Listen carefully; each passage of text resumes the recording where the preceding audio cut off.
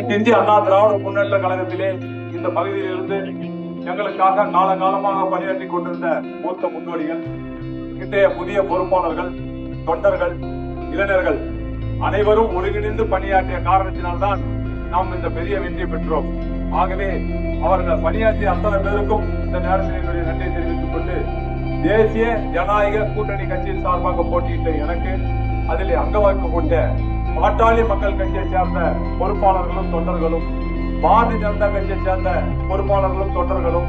அதே போல கூட்டணியில் அங்கம் வகிக்கக்கூடிய அம்மா மக்கள் முன்னேற்ற கழகம், அதே போல தமிழ் மாநில காங்கிரஸ்,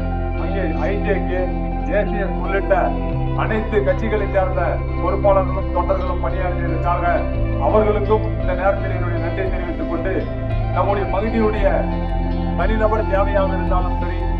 நம்முடைய பகுதிக்கு, நம்முடைய வார்டுக்கு, நம்முடைய தெருவுக்கு பொது தேவையாக இருந்தாலும் சரி, அதை தயவு செய்து மனுக்களாக கொண்டு வந்து கொடுக்கின்ற போது